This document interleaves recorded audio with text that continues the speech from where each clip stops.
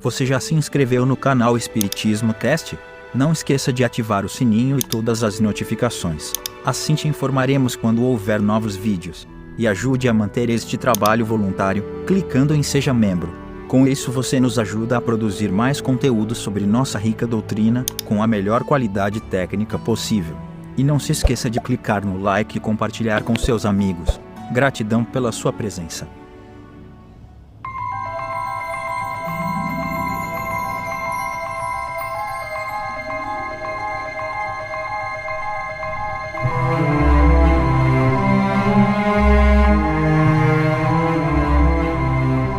Olá meus amigos, minhas amigas, como é que vocês estão? Sejam bem-vindos a mais um estudo do Livro dos Médiuns. Você já sabe, é um laboratório prático da comunicação entre os mundos. E a gente está nos assuntos tão interessantes, a gente está vindo assim numa crescente de assuntos interessantes, especialmente estudando muita coisa sobre o perispírito, legal pra caramba.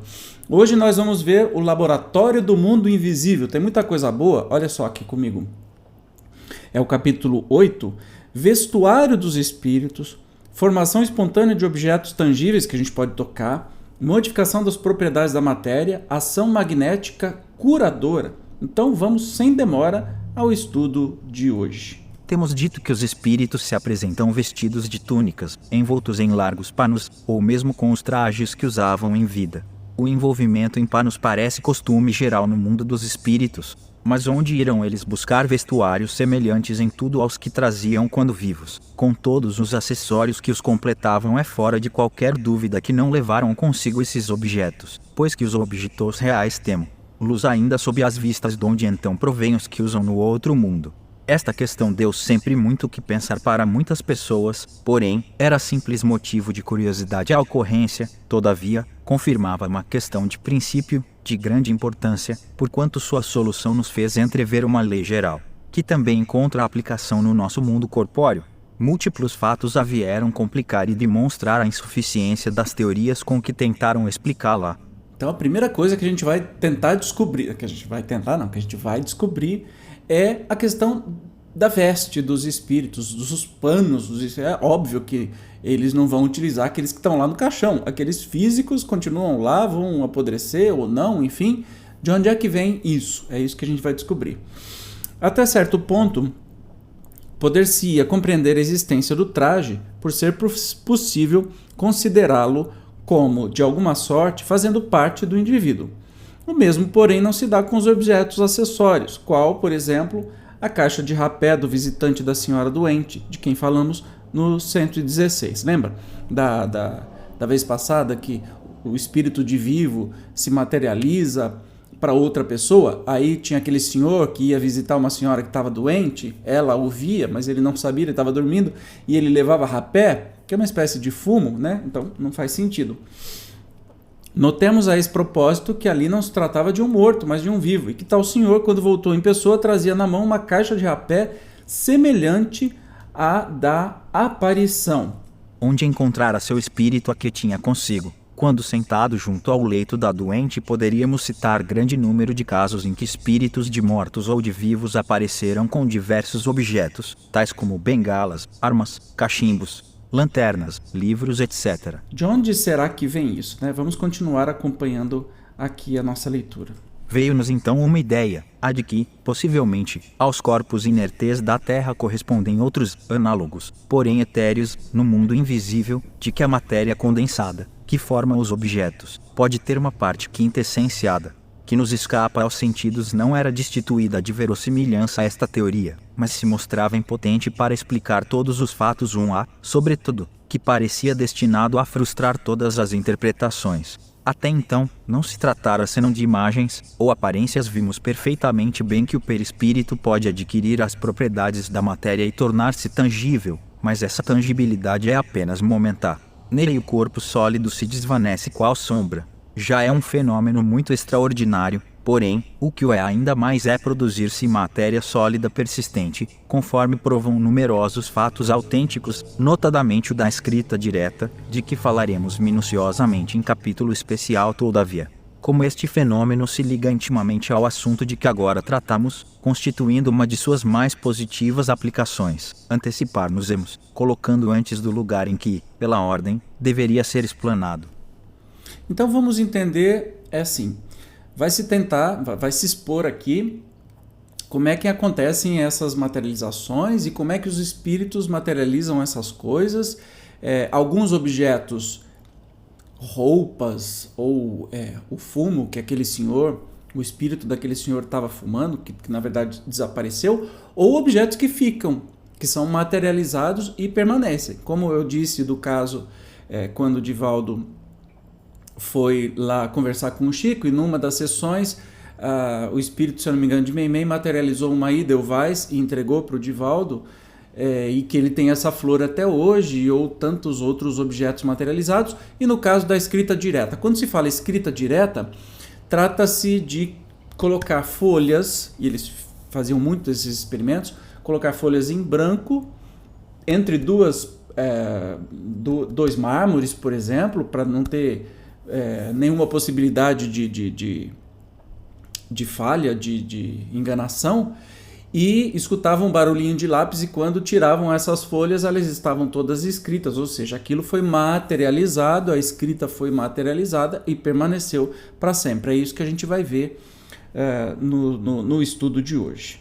A escrita direta, ou pneumatografia, é a que se produz espontaneamente, sem o concurso da mão do médium, nem do lápis. Basta tomar-se de uma folha de papel branco, o que se pode fazer com todas as precauções necessárias. Para se ter a certeza da ausência de qualquer fraude, dobrá-la e depositá-la em qualquer parte, numa gaveta, ou simplesmente sobre um móvel. Feito isso, se a pessoa estiver nas devidas condições, ao cabo de mais ou menos longo tempo encontrar-se-ão, traçados no papel, letras, sinais diversos, palavras, frases e até dissertações, as mais das vezes com uma substância cinzentada, análoga à plumbagina, doutras vezes com lápis vermelho, tinta comum e, mesmo, tinta de imprimir. Eis o fato em toda a sua simplicidade, cuja reprodução, se bem pouco comum, não é contudo muito rara, porquanto pessoas há que a obtêm com grande facilidade. Se ao papel se juntasse um lápis, poder-se-ia supor que o espírito se servia deste para escrever. Mas, desde que o papel é deixado inteiramente só, evidente se torna que a escrita se formou por meio de uma matéria depositada sobre ele. De onde tirou o espírito essa matéria? Tal o problema a cuja solução fomos levados pela caixa de rapé a que pouco nos referimos. Então, aí eles vão fazer perguntas para o espírito de São Luís, né? E que nós vamos ver as respostas que o espírito de São Luís deu. Primeira pergunta: citamos um caso de aparição do espírito de uma pessoa viva. Esse espírito tinha uma caixa de rapé do qual tomava pitadas. Experimentava ele a sensação que experimenta um indivíduo que faz o mesmo? Não. A resposta é muito clara. Não. Aquela caixa de rapé tinha a forma da de que ele se servia habitualmente e que se achava guardada em sua casa. Que era dita caixa nas mãos de uma aparição? Uma aparência.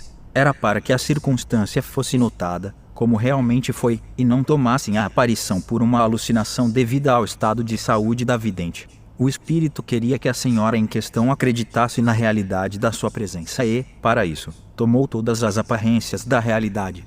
Dizes que era uma aparência, mas uma aparência nada tem de real. É como uma ilusão de ótica. Desejáramos saber se aquela caixa de rapé era apenas uma imagem sem realidade ou se nela havia alguma coisa de material. Certamente é com o auxílio deste princípio material que o perispírito toma a aparência de vestuários semelhantes aos que o espírito usava quando vivo.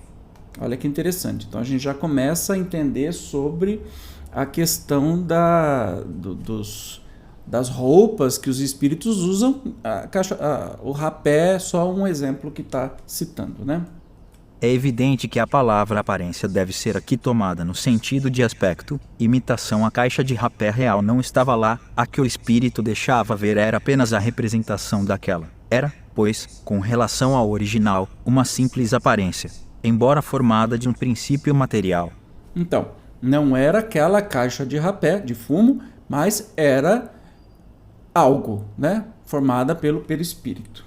A experiência ensina que nem sempre se deve dar significação literal a certas expressões de que usam os espíritos, interpretando-as de acordo com as nossas ideias. Expomos-nos a grandes equívocos, daí a necessidade de aprofundar-se o sentido de suas palavras. Todas as vezes que apresentem a menor ambiguidade, esta é uma recomendação que os próprios espíritos constantemente fazem. Sem a explicação que provocamos, o termo aparência, que de contínuo se reproduz nos casos análogos, poderia prestar-se a uma interpretação falsa. Sempre Kardec sendo divinamente claro, né? Quarta pergunta: dar-se-á que a matéria inerte se desdobre, ou que haja no mundo invisível uma matéria essencial capaz de tomar a forma dos objetos que vemos? Numa palavra, terão estes um duplo etéreo no mundo invisível, como os homens são nele representados pelos espíritos? Você entendeu a pergunta?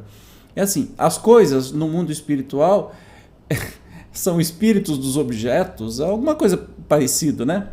E a resposta: não é assim que as coisas se passam sobre os elementos materiais disseminados por todos os pontos do espaço, na vossa atmosfera. Tem os espíritos um poder que estáis longe de suspeitar, podem, pois, eles concentrar à sua vontade esses elementos e dar-lhes a forma aparente que corresponda à dos objetos materiais. Então, bem claro, a resposta é não, né? Esta pergunta, como se pode ver, era a tradução do nosso pensamento, isto é, da ideia que formávamos da natureza de tais objetos. Se as respostas, conforme alguns o pretendem, fossem o reflexo do pensamento, houvéramos obtido a confirmação da nossa teoria, e não uma teoria contrária. Olha que interessante. Então eles pensavam realmente isso, que a caixa de rapé física tinha uma cópia no mundo espiritual. E eles pensavam isso e fizeram a pergunta, e o espírito foi contrário. Mais uma prova de que quem estava respondendo era uma inteligência, não eram o que eles imaginavam, era o contrário do que eles imaginavam. E aí, na quinta, formulo novamente a questão de modo categórico, a fim de evitar todo e qualquer equívoco.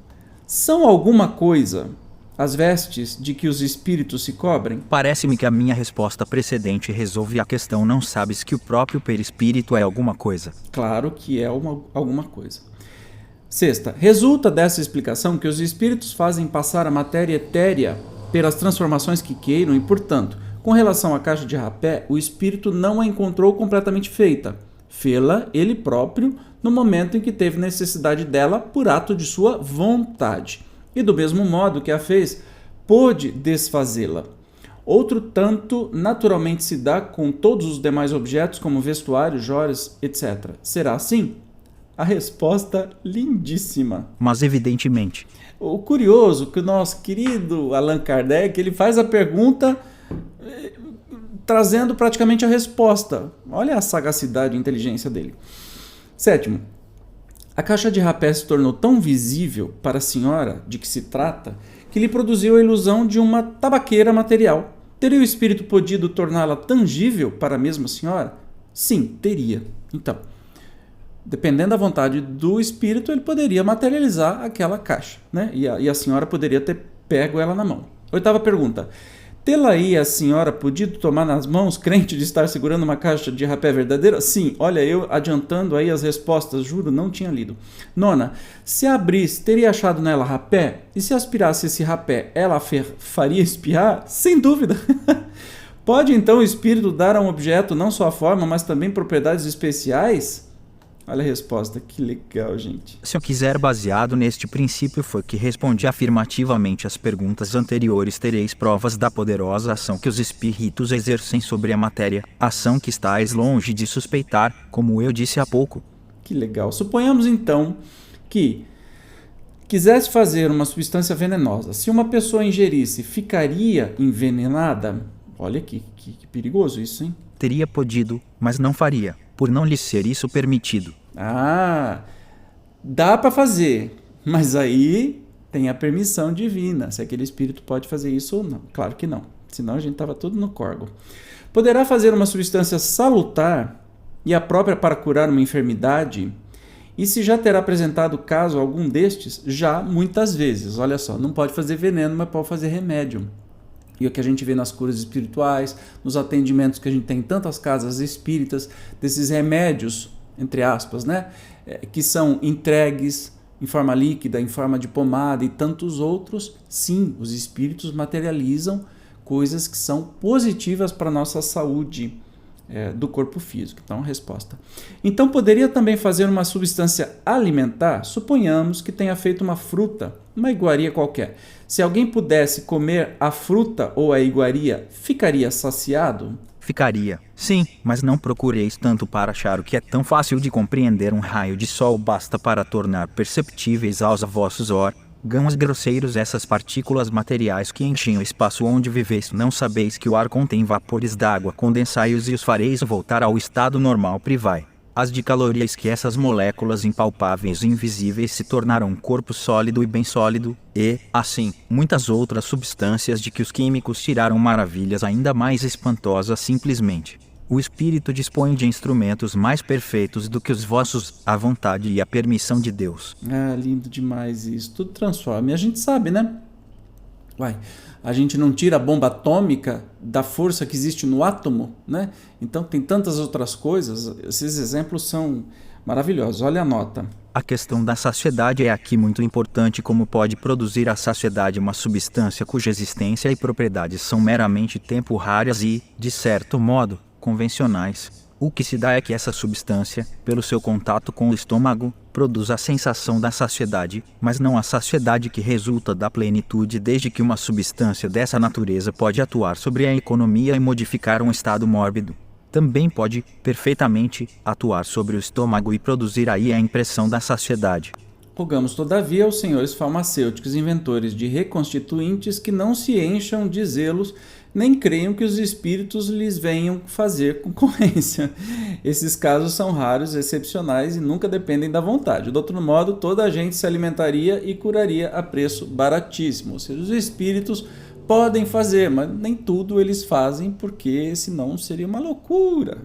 Continuando, os objetos que pela vontade do espírito se tornaram tangíveis poderiam permanecer com esse caráter e tornarem-se de uso? Isso poderia dar-se, mas não se faz. Está fora das leis. Olha que interessante. Tem todos os espíritos no mesmo grau o poder de produzir objetos tangíveis? É fora de dúvida que quanto mais elevado é o espírito, tanto mais facilmente o consegue, porém, ainda aqui, tudo depende das circunstâncias desse poder. Também podem dispor os espíritos inferiores. O espírito tem sempre o conhecimento exato do modo por que compõe suas vestes ou objetos cuja aparência ele faz visível? Não, muitas vezes concorre para a formação de todas essas coisas, praticando um ato instintivo, que ele próprio não compreende, se já não estiver bastante esclarecido para isso. Então o espírito pode fazer o objeto, a roupa, enfim, mas ele nem sabe como é que faz isso. É instintivo. Uma vez que o espírito pode extrair do elemento universal os materiais que lhe são necessários à produção de todas essas coisas e dar-lhes uma realidade temporária com as propriedades que lhe são peculiares, também poderá tirar dali o que for preciso para escrever, possibilidade que nos daria a explicação do fenômeno da escrita direta. Até que, afinal, chegaste ao ponto. Era aí com efeito, aí que queríamos chegar com todas as nossas questões preliminares. A resposta prova que o espírito lera o nosso pensamento. Muito legal, né? Pois que a matéria de que se serve o espírito carece de persistência, como é que não desaparecem os traços da escrita direta? Não faças jogo de palavras. Primeiramente, não empreguei o termo, nunca tratava-se de um objeto material volumoso, ao passo que aqui se trata de sinais que, por ser útil conservá-los, são conservados. O que quis dizer foi que os objetos assim compostos pelos espíritos não poderiam tornar-se objetos de uso comum por não haver neles, realmente, agregação de matéria, como nos vossos corpos sólidos. Interessante, né? Então, não são objetos de uso. O espírito materializou uma tabaqueira, um fumo, e aí a pessoa vai poder fumar essa tabaqueira e consumir como se fosse um objeto real. Não é isso, e o espírito deu um puxãozinho de orelha neles, né? A teoria acima se pode resumir dessa maneira: o espírito atua sobre a matéria, da matéria cósmica universal, tira os elementos de que necessite para formar, a seu bel prazer, objetos que tenham a aparência dos diversos corpos existentes na Terra. Pode igualmente, pela ação da sua vontade, operar na matéria elementar uma transformação íntima que lhe confira determinadas propriedades. Esta faculdade é inerente à natureza do espírito, que muitas vezes a exerce de modo instintivo, quando necessário, sem disso se aperceber. Os objetos que o espírito forma têm existência temporária, subordinada à sua vontade, ou a uma necessidade que ele experimenta pode fazê-los e desfazê-los livremente. Em certos casos, esses objetos, aos olhos de pessoas vivas, podem apresentar todas as aparências da realidade, isto é, tornarem-se momentaneamente visíveis e até mesmo tangíveis. A formação, porém não criação, atento que do nada o espírito nada pode tirar. Muito interessante, muito interessante. É bem claro, não vou fazer comentário em cima disso porque está muito claro, né? A existência de uma matéria elementar única está hoje quase geralmente admitida pela ciência, e os espíritos, como se acaba de ver, a confirmam. Todos os corpos da natureza nascem dessa matéria que, pelas transformações por que passa, também produz as diversas propriedades desses mesmos corpos. Daí vem que uma substância salutar pode, por efeito de simples modificação, tornar-se venenosa. Fato de que a química nos oferece numerosos exemplos. Toda a gente sabe que, combinadas em certas proporções, duas substâncias inocentes podem dar origem a uma que seja deletéria. Uma parte de oxigênio e duas de hidrogênio, ambos inofensivos, formam água. Juntai um átomo de oxigênio e tereis um líquido corrosivo sem mudança nenhuma das proporções. Às vezes, a simples alteração no modo de agregação molecular basta para mudar as propriedades. Assim é que um corpo opaco pode tornar-se transparente e vice-versa, pois que ao espírito é possível tão grande ação sobre a matéria elementar, concebe-se que lhe seja dado não só formar substâncias, mas também modificar-lhes as propriedades, fazendo para isto a sua vontade o efeito de reativo. Esta teoria nos fornece a solução de um fato bem conhecido em magnetismo, mas inexplicado até hoje, o da mudança das propriedades da água, por obra da vontade. O espírito atuante é o do magnetizador, quase sempre assistido por outro espírito. Ele opera uma transmutação por meio do fluido magnético que, como atrás dissemos, é a substância que mais se aproxima da matéria cósmica, ou elemento universal.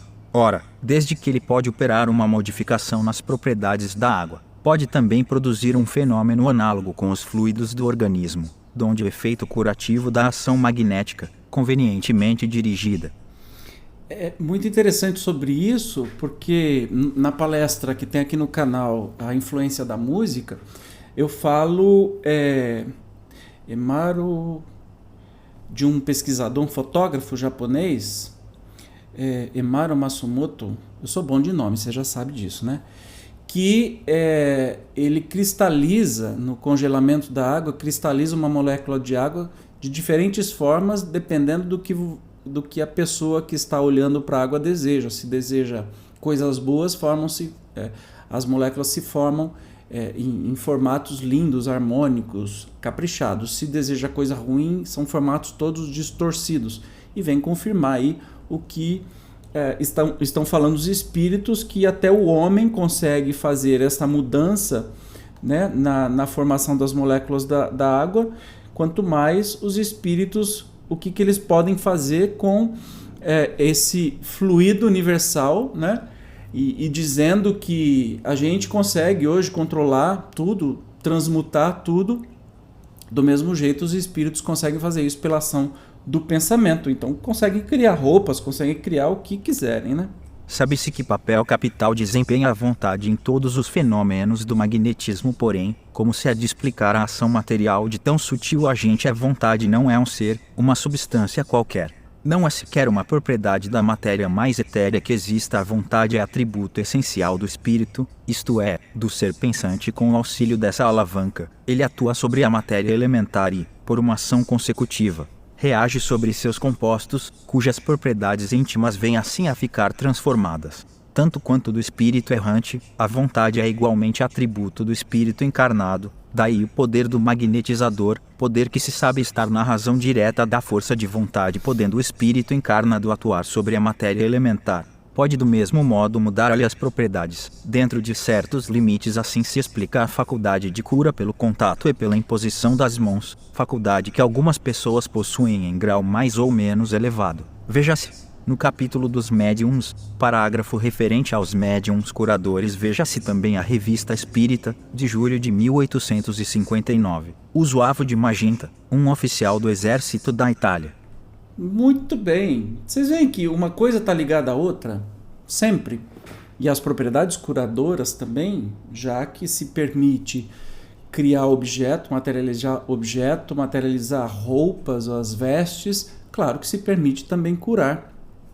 E é aí que funciona tudo. Sempre utilizando o perispírito, né? Divino. Mas nosso estudo está ficando cada vez melhor. Então eu te espero no próximo encontro, que a gente vai estudar os lugares assombrados. Ai, meu Deus do céu! Você tem medo de casa assombrada? Vamos descobrir junto? Vai ser um grande prazer estarmos aí estudando. Como eu te disse, cada vez fica mais divertido, mais curioso e mais esclarecedor. E perceba que uma coisa vai puxando a outra e tudo começa a fazer um sentido lógico. É isso a nossa doutrina espírita. Eu te encontro então no próximo episódio do estudo do Livro dos Médiuns. Até lá, tchau!